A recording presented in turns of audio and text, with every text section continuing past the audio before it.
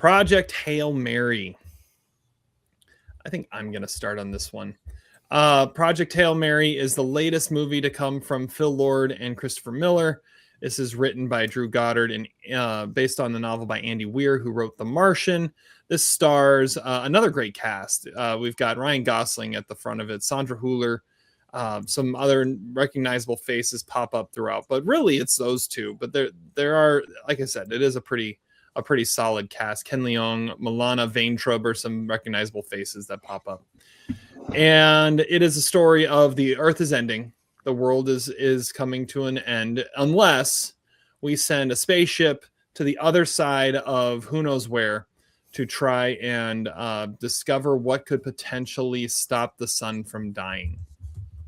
And of course, Ryan Gosling has to go, but he's the only member of his crew that has survived the trip. And he has to go at it alone until he meets Rocky, an alien from another planet that is there to do the same thing. And they team up together to try and solve the problem. He saved the day! He did save the day. Well put, clip there. This movie is outstanding. It is so entertaining. It's got, I mean, you can see the connection to The Martian there. Andy Weir's kind of got a weird little niche here of, sending people into space isolation. I don't know why Matt Damon didn't show up at some point. He probably should have. But the Ryan Gosling show is amazing. Like he's one of the few guys that could pull this off the way he does, because it's goofy, it's silly at times, but also he gives it some weight and some gravity at the same time, no pun intended. And it's got some really great space moments. It's got a lot of heart to it. It's got a lot of stakes riding on it. I fell in love with Grace. I fell in love with Rocky. I fell in love with Sandra Hüller's character is amazing too. Every word out of her mouth is hilarious. This is a 4-star movie. This is an amazing movie. This is going to be in my top 10, maybe top 5 at the end of the year. I cannot get over this movie. I was in love with it from start to finish. The score is great. The visuals are great. The moments are great. It is just kind of perfectly told. And it's a simple story, but also gets complicated throughout. I don't know. I loved it. I don't know. Why is this coming out in March? But speechless. I love this movie. Todd, you were sitting right next to me. We talked about it a little bit, but I want to give you the next word since we already talked. Yeah, we saw it in RPX, so big. Yeah, we did see it in RPX. It was big and loud. Yeah. I love this movie too. It's a lot of fun. There is so much The Martian in it, but without like the snarky asshole Matt Damon, it's like got the completely unique Lord Miller humor, which keeps it from feeling like the 160-minute movie that it is. But it's a pretty epic journey that you go on with Grace. Like his backstory is sort of shown throughout, but like they keep the most interesting and pivotal parts until the end of the story, which makes sense. But I mean, it's engaging enough just being in space. But my thought when Rocky was introduced was like, this is a live action Pixar movie. It has the exact format of a Pixar movie, and it's the type of movie that I thought that like Peak Doctor or Andrew Stanton or something would make with a big budget outside of animation, which we've seen to not really be the case, but the point still remains. But it's got like the fish out of water character who meets this endearing scene-stealing creature, and the two go on a journey together. And that's the Pixar format. Like Rocky is the same kind of character as Socks in Lightyear. He's Doug and Up. He's Boo in Monsters Inc. He's Forky in Toy Story 4. Squirt and Finding Nemo. Like there's one of these in every one of their movies, and it really works here. The overall story is pretty cool. Like the whole Alone in Space thing has been done quite a few times, but there's a different level of impact because Gosling is just so good in this. Like I immediately thought like, oh, this should have been Channing Tatum or something because he worked with Lord Miller in the past, but Gosling makes us believe it. Like he's this bumbling idiot who breaks our hearts, and he actually makes us believe that he is talking to a rock. And like, I mean, it's a remarkable performance. I would say even more impressive than something like Tom Hanks in Castaway, because he is supposed to be communicating with something and not just communicating to something. And he's absolutely believable in that. The visuals are amazing. The score, of course, is terrific. And the screenwriting tricks that it pulls, I mean, they all work. I mean, you have the lunacy of the Lord Miller stuff, their weird sense of humor. Plus, like they're doing things to like make it not too overly complicated, nerdy scientific stuff to like bring the audience in even more. I think this movie is absolutely getting nominated for adapted screenplay next year. But I mean, this is like a pure summer entertainment movie that we got in the first quarter of the year. Maybe the best first quarter of a year ever. Like looking at my rankings, I mean, I love like several movies that have been released this year, and it's a movie that's, I mean, it's kind of beautiful in like what it implies about the world. And the burden of one individual who can actually save it. I think it's a great movie and really authentic in that way. So I'm at 3.5 stars. All right, let's go to Zach next. Zach, are we crazy? Yes. I'm making a call out to all the cynics out there. Okay, all you Lorenz's Hearts and all you Miles and all. This movie is sappy. It's corny. It makes you feel good, and you leave the theater falling in love with Rocky and the sweet, cute relationship he has with Ryan Gosling. I mean, who doesn't love their karaoke number together? Especially the scenes when they do some jokes with what could Rocky's voice be? Meanwhile, you have humanity suffering. Apparently half the population dies or is in the threat of being killed, but it's not as cute as Ryan Gosling and his little pet friend. This movie is for people that want to feel good. It's for people that want to have a quirky, funny space story in the same vein as The Martian. Hell, as Guardians of the Galaxy and as Moon and as, I mean, this movie is so derivative. It's almost like ChatGPT put in the plot of every single alien contact movie of the last 15 years and spun this shit out. Now, I realize it's based on a book, okay? But it's the same tone as The Martian, and you've definitely got some Arrival vibes to it, except it's a lot funnier. I think Ryan Gosling's kind of miscast in this movie. I think he carries way too much comic weight and comic energy that he brings this movie. You guys are also conveniently forgetting the fact that it takes 45 goddamn minutes before Rocky is ever introduced to this movie. And that gets to the real problem of this movie, which is that it is so interminably long. Okay. Randall makes fun of Lord of the Rings being just one long journey the whole time. Well, Randall and I would agree that this movie, like Lord of the Rings, has about 7 different endings. This would be a cute hour-and-a-half movie, maybe with Sam Rockwell instead of Ryan Gosling, and maybe with a little bit less derivative of every single sci-fi movie ever made. Now, where I will give the movie credit, okay, I liked the spaceship. I thought that was cool. It looked almost like something out of Minecraft meets Zack Snyder's Watchmen. I will say that I liked that we only had 2 karaoke numbers. I thought we were going to get at least 5. But the karaoke numbers, I mean, come on. Sandra Hüller, when she gets nominated, that will be her scene, of course, that they show. This movie's getting 10-plus Oscar nominations, by the way. And I will say that I liked that there wasn't a villain in the movie and there wasn't a fight scene that climaxed at the end of this movie. But my God, I mean, can we just give this movie the title that it really deserves, which is Crowd Pleaser Ted Lasso in Space? 2 stars. I'm a grump. All you Lorenz Hearts out there, you agree with me. We have to band together, okay? Because this shit has like a 95% in Rotten Tomatoes, and it's going to be everyone drinking the Kool-Aid, and it's the best movie ever. Yeah, well, you know what? Some people out there like the movie Contact and Apollo 13, and we didn't need any goddamn karaoke numbers in those movies to make those entertaining. No, just some Johnny Cash. Yeah, just some Johnny Cash on up there and 19. Hello World.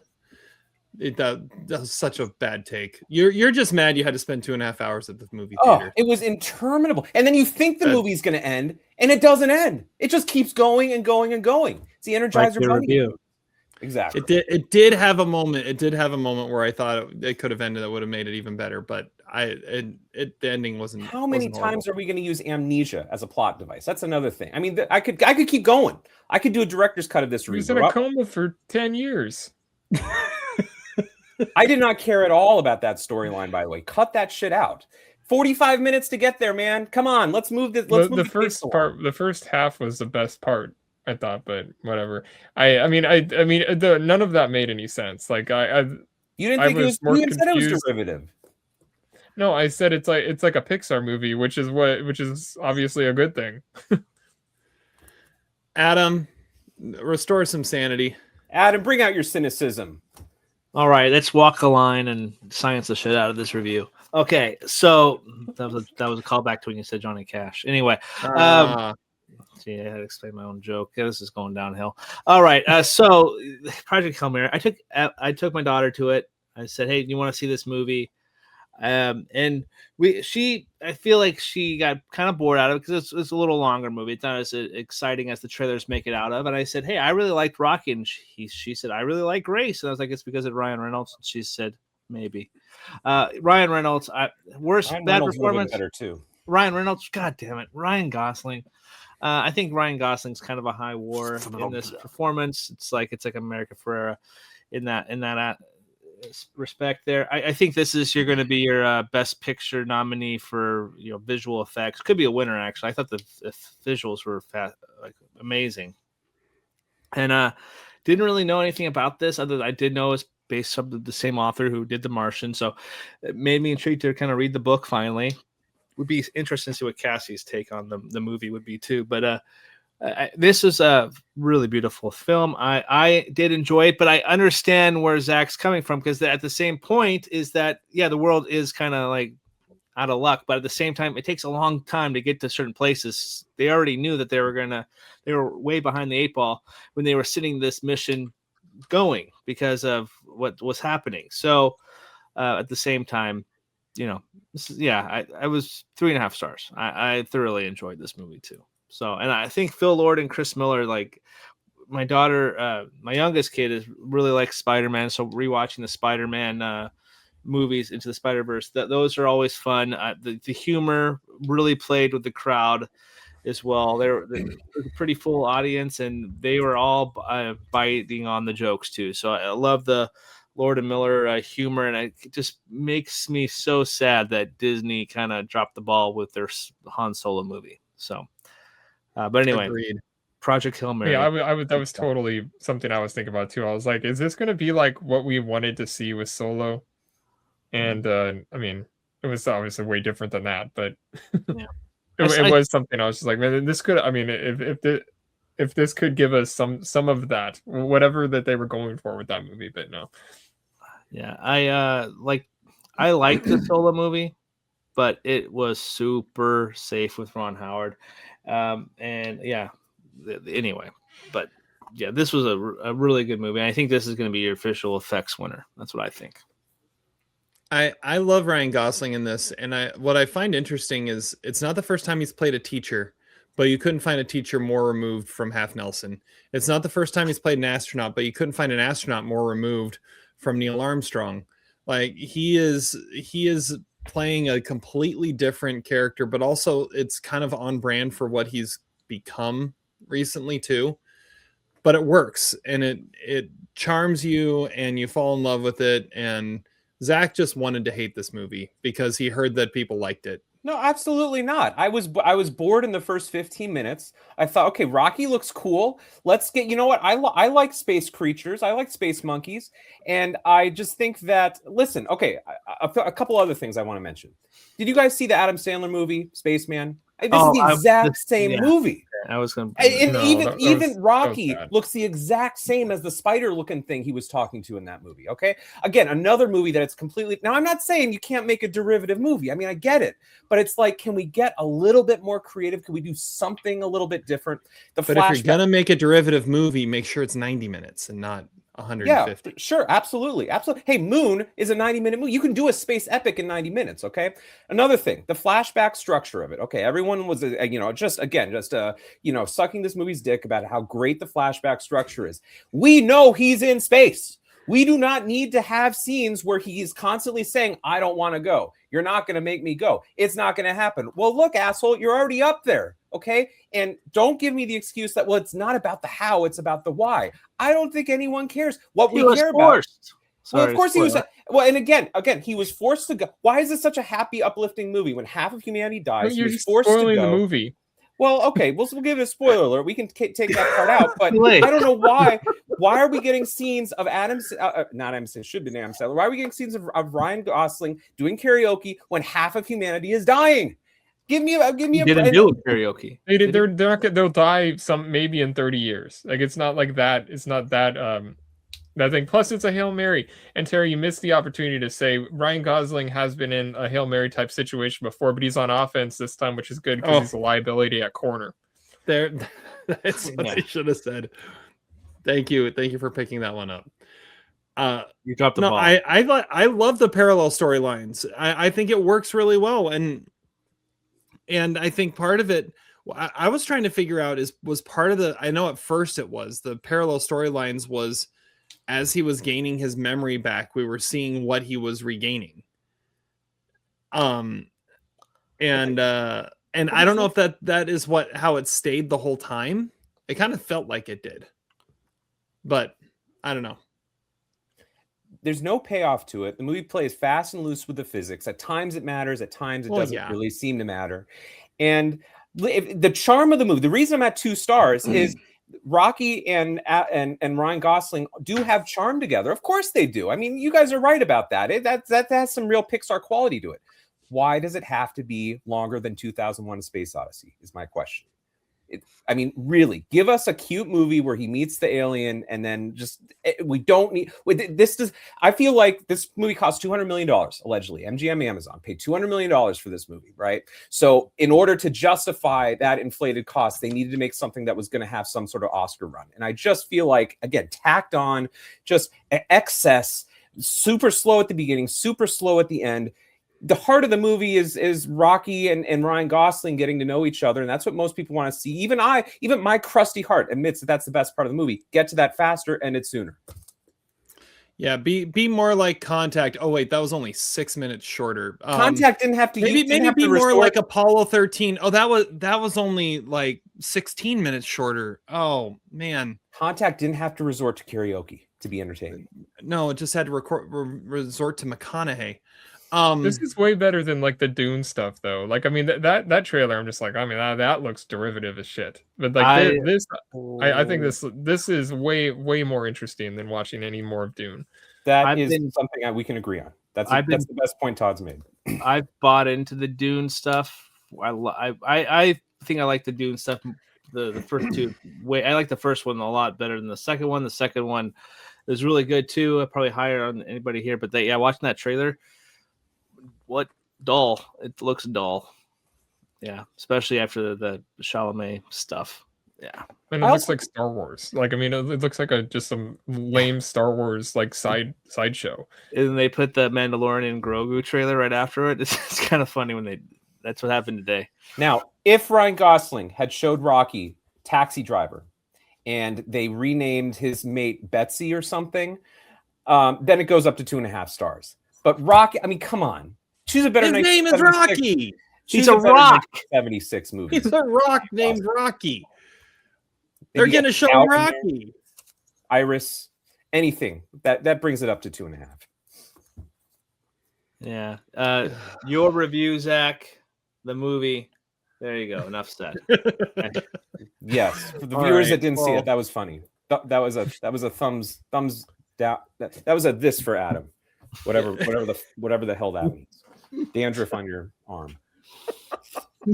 We're just spoiling this whole shit right now, but everyone's seen it. You're the only one that's still talking. Okay. I give it 4 stars. Todd and Adam give it 3.5 stars, and Zach fell asleep during the first half of it, so he didn't like it. It's in theaters. Everyone's seeing it. It's worth going to see. Go check it out. Don't listen to Zach. Okay. Don't worry. No one will. No one will see it. Go watch Ready. No one will listen to Zach. Yeah, go watch Ready or Not. That's a good thing. You just want to make sure no one listened to you, so you decide to be contrarian.